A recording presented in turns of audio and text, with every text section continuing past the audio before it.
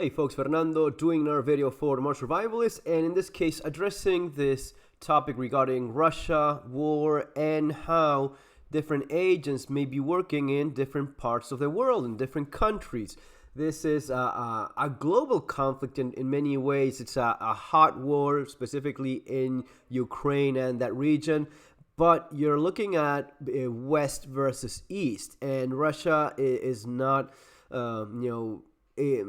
staying away from involvement in other parts of the world besides Ukraine. And before anyone gets upset at me, because I know that, there are some Russian assets always online, and there's bots and so on, and there's actually, people that are in favor of Russia. This is from RT, in case you're not familiar. This is from Russian TV. This is the official Russian media that is saying that Russian actors may attempt to split society, German intelligence says. So, the article says Germany's domestic security agency has warned that protesters may end up advancing Moscow's agenda.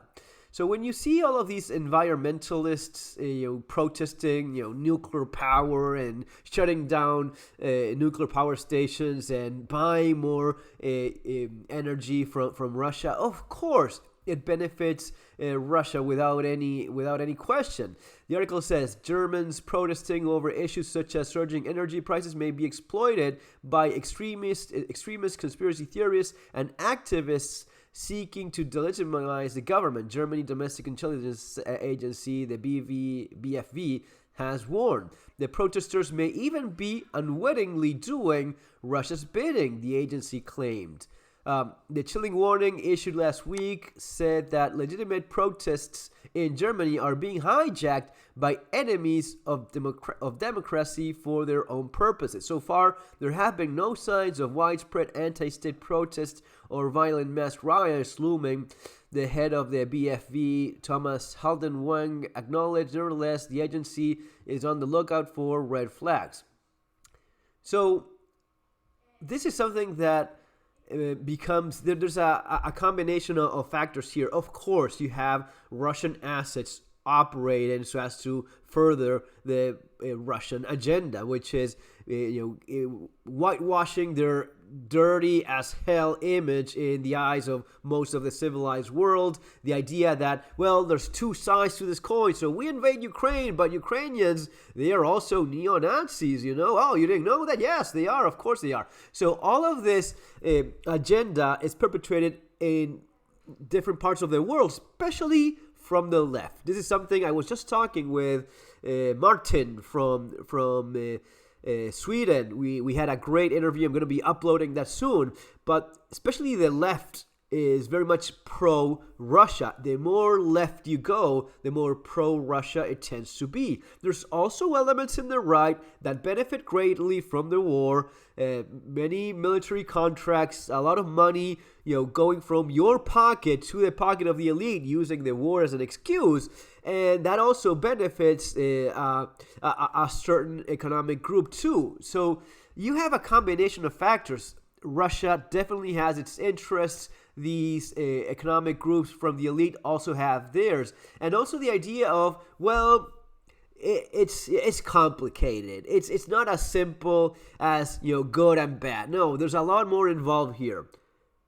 Sometimes it's simply good and bad. Invading your neighbor and just beating the crap out of blowing up a country and stealing it, that's never good. If the United States invades Canada, you cannot make much of an argument. Well, there's many Americans here living in Canada that feel that they're being discriminated against. Or, well, Justin Trudeau, he's a left-wing dictator, which kind of is, right? But it gave an excuse to the United States to invade Canada and liberate Canada from evil Justin Trudeau?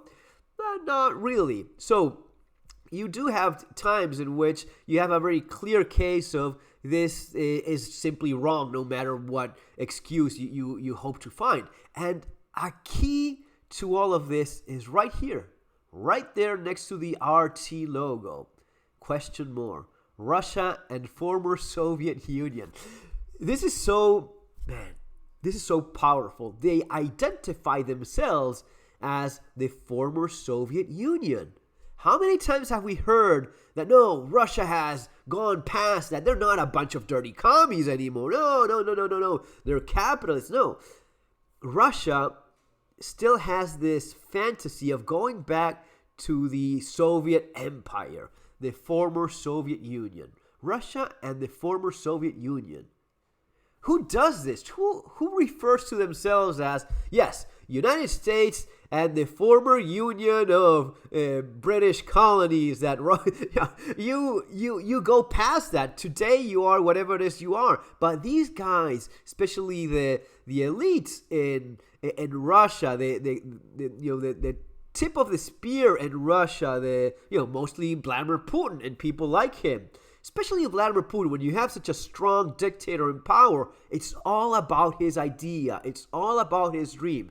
And here you have it. I couldn't make this any better myself. Russia and the former Soviet Union. They are the former Soviet Union, and they want to go back to being the Soviet Union. That's what they want to be. They want to be an empire again, and that's why they're grabbing satellite states by force, as you're seeing right now. And if they don't comply with a puppet president that's doing their bidding, that is under the Soviet Union's sphere of influence, they do it by force. And if a country decides that, you know what, we kind of want to go our separate way. We like the thing that the West has going for it. It's kind of cool. We like that. We don't want to be a socialist, a Soviet Union, a satellite state. We want to be our own country, closer to the West than to you. That doesn't go well with them, and they use force to change them. Very interesting, though, that this is from Russia TV, RT News themselves. Yeah, they're working to split society, to confuse, to create this idea of, you can have one side and the other, and these two opinions are equally valid, even if they're not.